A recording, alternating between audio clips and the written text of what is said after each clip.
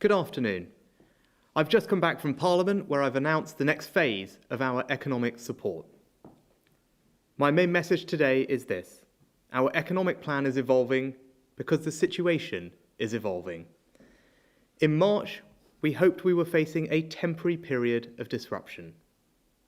What's now clear, as the Prime Minister and our scientific advisors have said, is that for at least the next 6 months, the virus and restrictions are going to be a fact of our lives. So, as our economy and labour market adapts and evolves to this new normal, our plan needs to adapt and evolve as well. What does this mean in practice? Well, today I've announced 5 new measures. We're protecting jobs through the new Jobs Support Scheme. The government will directly support the wages of people in work, giving businesses who face depressed demand through the difficult winter months the option of keeping employees in a job on shorter hours, rather than making them redundant. We're also extending the self-employed scheme to sit alongside that. And I've announced a range of measures to ease cash flow concerns for businesses, allowing them to focus on protecting jobs. Pay as you grow will ease the repayment terms for bounce-back loans. We're giving people more time to pay back their deferred taxes, and I'm cancelling the planned increase in VAT for hospitality and tourism through to the end of March. I know people are anxious and afraid right now, but I want them to know that we have a plan to protect jobs and support businesses. And what was true at the beginning of this crisis remains true. It's on all of us to get through this together. Thank you. Look forward to taking some questions from the media. I think we're going to start with Laura from Koonsberg from the BBC. Laura, are you there? I am. Thank you very much, Chancellor. You have admitted that many people are very worried at the moment. How many jobs do you think this scheme can save with all the measures you've outlined? And you say you only want to help support jobs that are viable. Can you outline which jobs you believe will no longer be viable because of the pandemic? Thanks, Laura. Look, it's impossible for me to predict, given the uncertainty, the exact shape of the labour market. As I've said, I can't save every job and I can't protect every single business. And I think when we started the furlough scheme, it was a surprise to everybody, economic commentators alike, the scale of the take-up of that. 9 million people had their jobs protected through the furlough scheme, for example. But my expectation and hope is that this new scheme will be able to benefit large numbers of people and help protect their jobs through the difficult winter months, especially as demand is depressed in their companies. You asked about viability.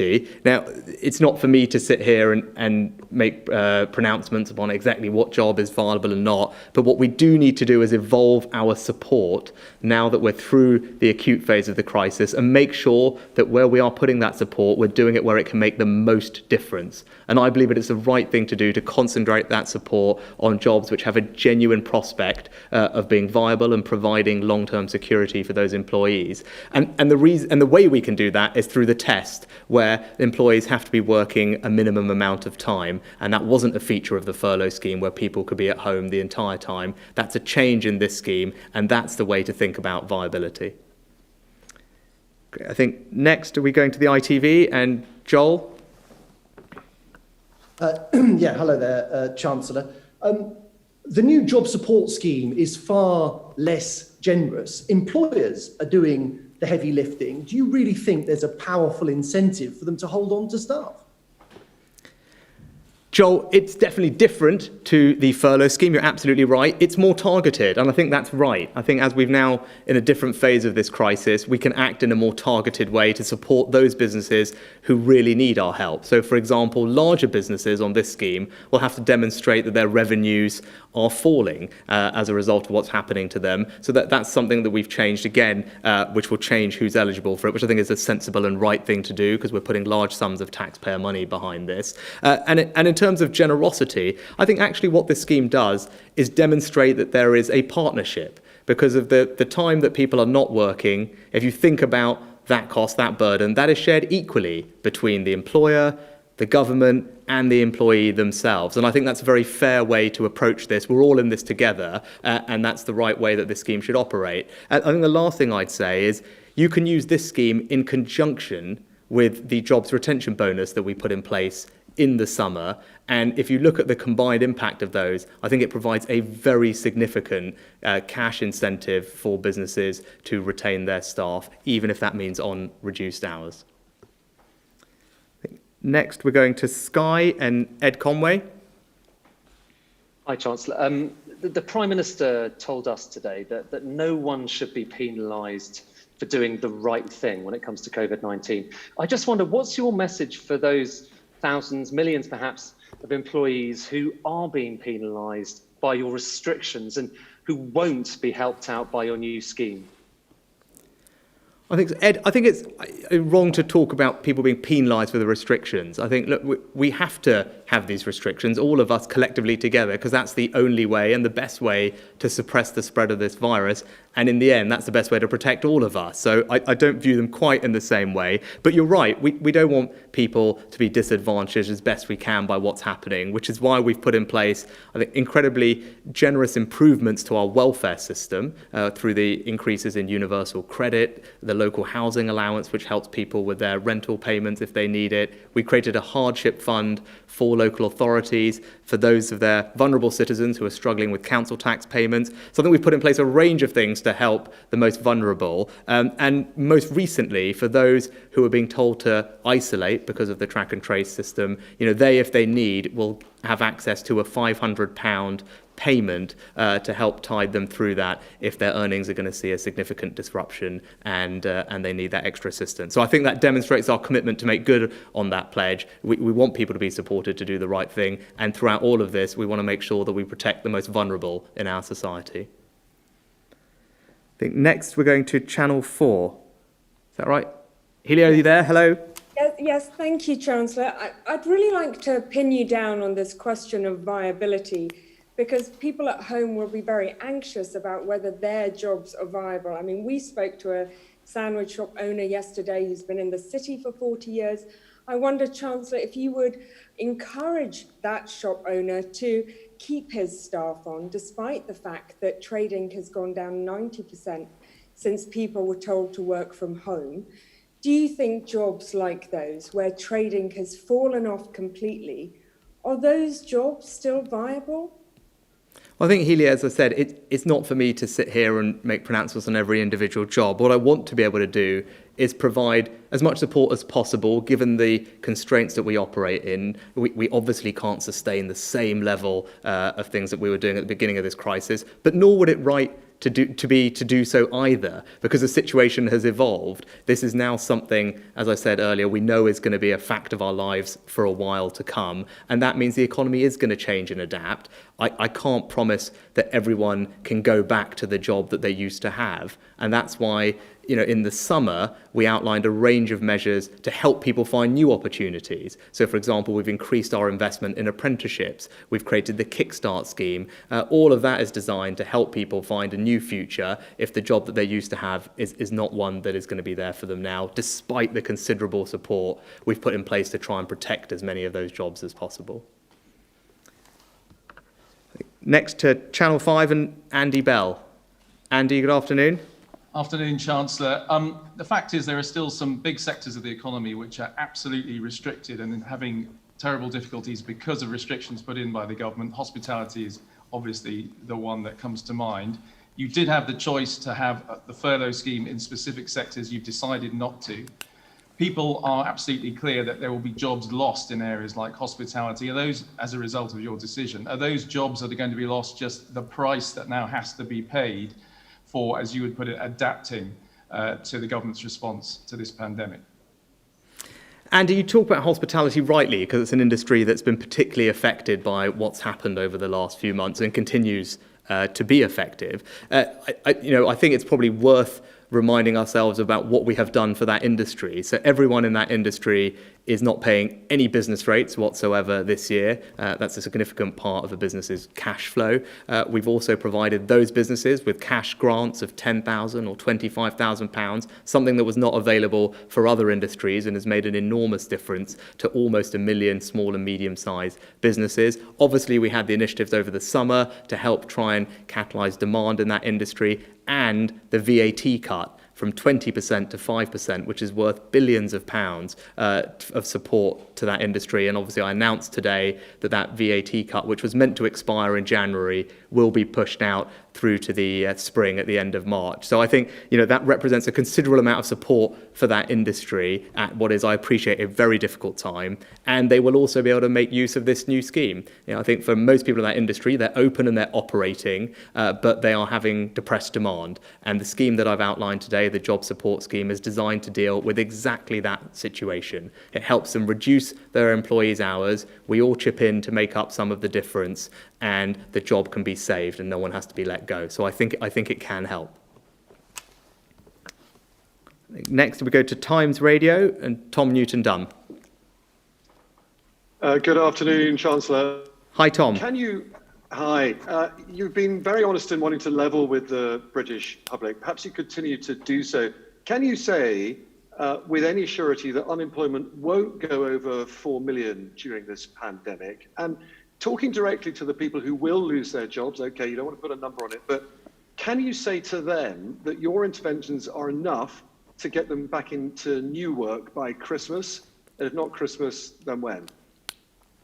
Well, Tom, I think I would be lying if I could try and give you precise numbers or timeframes for what's going to happen when. We're dealing with unprecedented economic uncertainty. That's not just me who would say that. I think it would be most economic commentators and forecasters. Of course, unemployment is already rising and will continue to rise. That's a complete tragedy.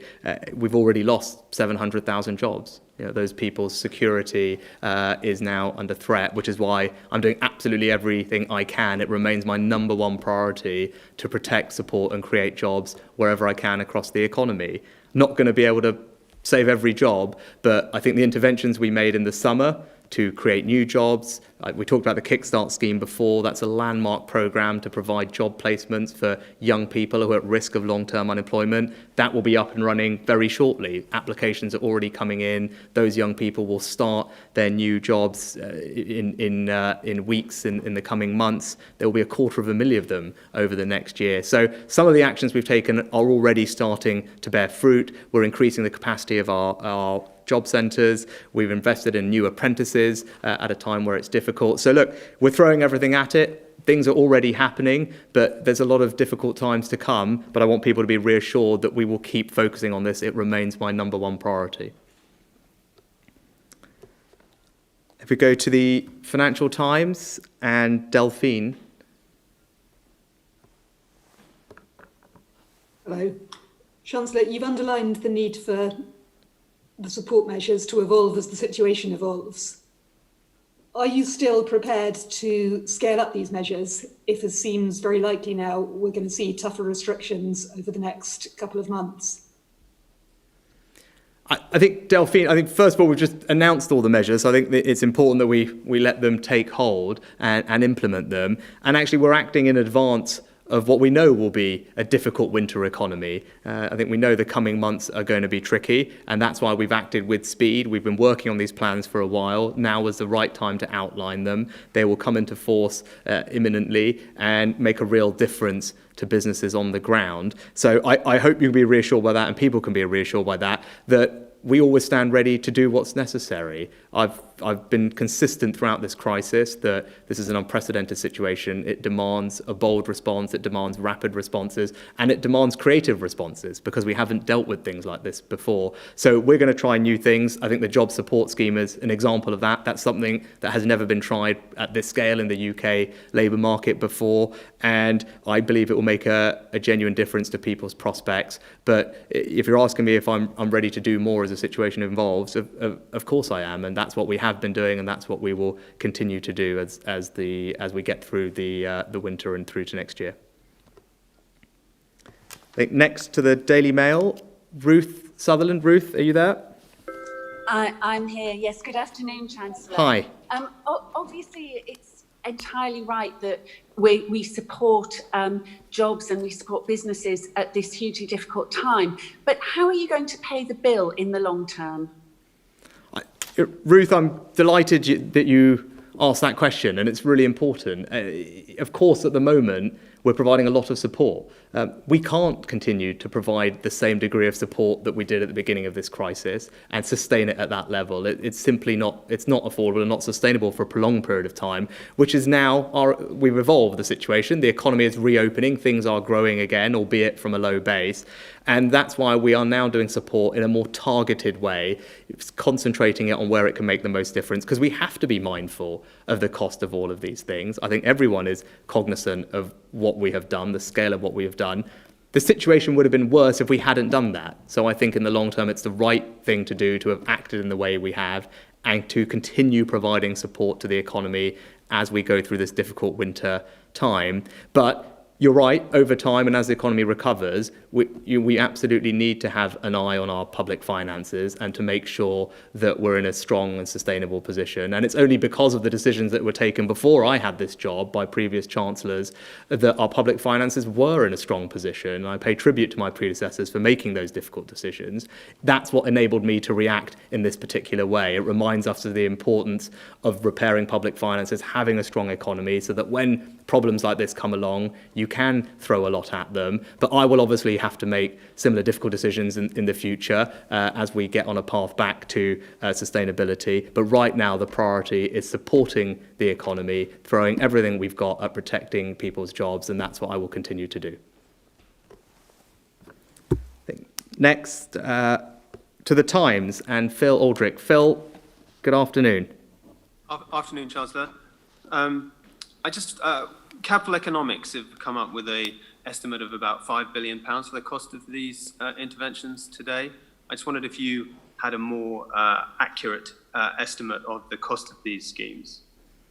Yeah, we'll publish full costings later in the autumn, and the OBR, the Office for Budget Responsibility, who are the independent watchdog, will cost all of these things, so there'll be full transparency and disclosure about that as is normal, and you'll be familiar with that process. I think roughly the VAT cut will cost about £800 million, and that comes on top of the existing estimated cost of about £2.5 billion, which is the cost of the VAT cut from when we announced it through to January, and £800 million for the extension. So that's £3.5 billion of total support for hospitality through that measure alone. I think some of the loan deferrals and tax deferrals are slightly complicated to cost, and we can take that offline and I can walk you through it, but the OBR will do all of those, because what we're doing there is deferring payments in that way. And then obviously the most important thing, the job support scheme, it's very tricky to be precise about exactly how much that will cost, because we don't know the exact take-up. But if I walk you through some rough maths, we know that someone on the furlough scheme today, on average, makes about £1,400 a month. Now, if that same person was put on the short-time working scheme, on the job support scheme, and we're only working a third of their hours, so getting the maximum support from government, that would cost about £300 a month. So if you scale that up, that would be just over £300 million per million per month. But that assumes that they're only working a third of the time. Clearly, many people will be working more than that, and that assumes the average wages are the same as the current population of our furloughed workers. This scheme is obviously open to everyone, even if they haven't used the furlough scheme before. So we can't be precise, but hopefully that gives you a kind of sense of scale and magnitude. Great. I think next to the Mirror, Lizzie Buchan. Thank you, Chancellor. Hi, Lizzie. Hi. The Prime Minister has been clear that further restrictions may be necessary if people don't obey the new rules. Has the Treasury modelled the economic impact of a second national lockdown? And would you support such a measure if the Chief Scientific Advisor and the Chief Medical Officer called for it? Yeah, I completely agree with the Prime Minister on our approach to tackling the virus. I think, of course, do any of us like these restrictions? No, of course we don't. And we love our lives to be back to normal. We know that's not possible now and for a while. And we all need to do our bit to suppress the spread of this virus. And when you think about it from an economic perspective, the Prime Minister talks about a stitch in time saves nine, and he's right. We take the measures that we've taken earlier this week to prevent us from having to do much more difficult things in the future. And, our hope and confidence is that these measures will do exactly that. But it would be wrong for me to stand here and tell you I can predict exactly how this is going to go. And we've said very clearly, rightly, that if we need to put in place more restrictions, we will have to do that to keep the virus under control. But as I said, if the measures that we've announced earlier this week have their desired effect, then we can carry on as we are. No one wants to have to close things down. What we want to do is try and live our lives as normally as possible, but controlling the spread of this virus, and we're constantly going to be trying to get that balance right. But that, in the long term, is in the best interest of the economy, as the Prime Minister said, and I fully agree with him on that. Next, I think we're Paul at the Huffington Post. Hi, Chancellor. Now, your Eat Out to Help Out scheme has been incredibly popular, but some scientists are saying it may have unwittingly led to a spread of the virus. Did you receive any behavioural modelling from SAGE beforehand on the possible impact on COVID? And if not, would you regret that? I think, Paul, in terms of the spread of the virus, if you see what's happening in our country, as you've heard from our scientific advisors, we're following similar paths to other countries in Europe. For example, France and Spain, Belgium, we know, has dealt with this before. So I think it's probably simplistic to look at any one thing. What's happening here is similar to what's happening in many other countries. And of course, there are lots of things going on at the same time towards the last few weeks, and as we get into a season for respiratory illnesses. So there's going to be lots of different factors at play as to why the virus is acting in the way that it is. But more broadly, I don't think it's the wrong thing for the government or indeed people to want to try and get their lives back to normal. I said in the summer that we'll have to learn to live with the uncertainty of the moment, and that's what we're all going to have to do. We all want to live life as normally as possible, recognising that that's going to be an iterative process as we learn and adjust and make sure that we're always controlling the virus. So I think it's right that we strive for normalcy, but right that we recognise that there are going to be limits on that and adjust them as is necessary. Next to The Guardian and Larry Elliott. Afternoon, Chancellor. Hi, Larry. Hi. I just want to ask you a question about business reaction to this. And if you're an employer, you're going to go from paying 20% of an employee's wages under the furlough scheme to 55% under the job support scheme. Britain has a very flexible labour market. Isn't there a risk that businesses are going to simply just lay people off and then re-employ them part-time as and when or if demand picks up? Because you're quite aware that demand is quite fragile. If you're an employer, isn't there an incentive for you to go down that route rather than take part in the scheme, in which case unemployment is going to go up a lot over the coming months? Larry, I think if you looked at your numbers that you talked about, the 20% going to 55, the big difference in those numbers is if you were only paying 20%, that was because your employee was not doing any work at all for you. So yes, is the company going to be paying more now? They are, because that's on the basis that their employee is actually working a much larger chunk of the time. So I think the thing to look at it is, obviously, for the time an employee is working, it's right that their company pays them their full regular wage. And for the time they're not working, that's the bit that is split equally between the company, the employee and the government in a fair sharing of that. And I actually think if you look at that combined with the impact of the job retention bonus, it provides a very significant incentive for businesses to retain the staff that they had on furlough and bring them back. And more generally, I think most companies want to invest in their people. If you've got long-term relationships with your employees, you don't want to let them go, right? You've got a difficult winter period coming up, demand is reduced, right? You kind of feel that you'll be able to get through it at the other end, you'll be there at the other end of it, but you need some help to get through, and you don't want to let people go. You don't want to lose all the skills they have, the knowledge of your business, and that's what this scheme will do. It will help those employers talk to their employees, not lay them off, but through reduced hours and support from the government, keep them there through the difficult period, so that they're there to at the end of it, and the employer has not lost all of that talent. So I think it really will make a difference, and I know many companies have called for a scheme exactly like this, and I'm glad it's been warmly welcomed by people like the CBI and the British Chambers of Commerce and other business groups who recognise that this is exactly the kind of scheme that will support them to protect jobs and of their valued employees and get through the difficult winter months. Right, next, I think, to the Daily Telegraph and Gordon Rayner. Gordon, hi. Thank you, Chancellor. You said earlier on that the damage to the economy is now permanent. So in an era where the private sector is having to make huge cutbacks to deal with the economic impact of the decisions the government has made, should the state not also become smaller to do its bit? I think, Gordon, I'm not sure if I said the damage was permanent. I think what I said was because obviously the virus is going to be a fact of our lives for at least the next 6 months. That slightly means that our economic approach to it needs to evolve, and I think that was the point I was trying to make there. Whereas I think in March, if you contrast that, we hoped that this would be something that would be a temporary disruption to the economy. Obviously, the way things have gone, this is, as I said, going to be with us for a while to come. So it's right that the support adjusts. Look, in terms of what's the role for the state, there's two things. One, at a situation like this, a time like this, it's right that the state steps in to provide the support that we have done to people around the country and the businesses that employ them, and indeed our public services. I mean, we're dealing with something of an unprecedented scale in how many people it affects. It affects the whole country, the severity with which it affects them, and indeed it's the state that's putting in place restrictions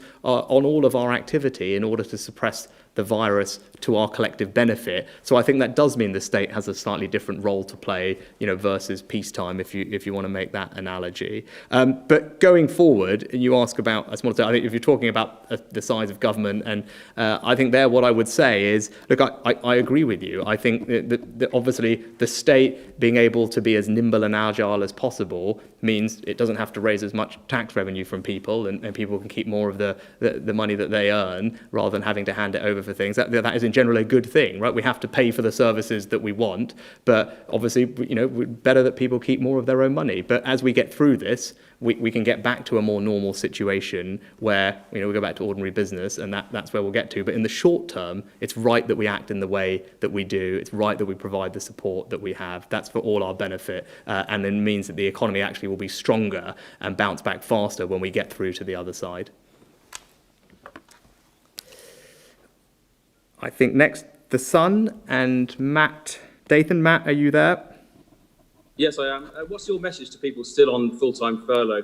Would you tell them it's now time to look for another job, start a business, or just wait and hope their firm survives the winter? And in August, you were very clear what we could all do to help the economy, our local businesses, eat out and help out. What about now, given that Chris Whitty is telling us to avoid unnecessary contact?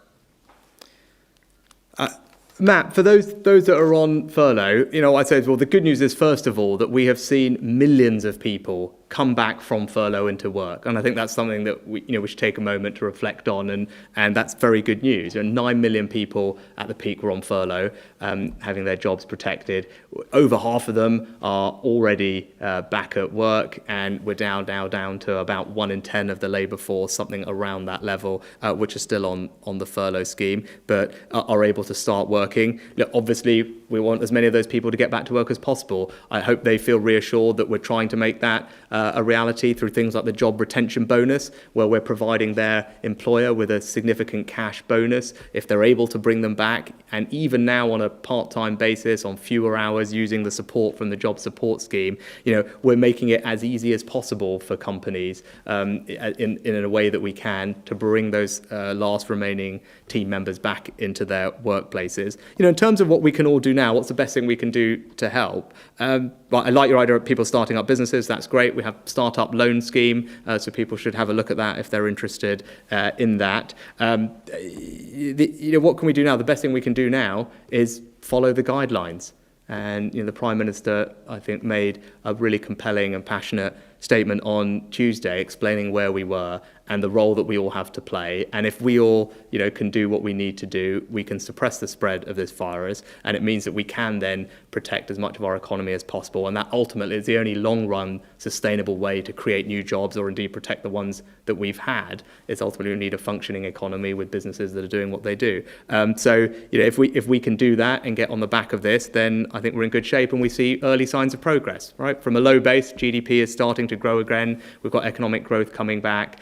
Retail sales are recovering. We saw that already, and if we can just follow these new set of restrictions, make it work, then I think we can look forward with cautious optimism. But it's going to be a difficult few months, and that's why we've acted today to provide a considerable amount of extra support to get through that winter period.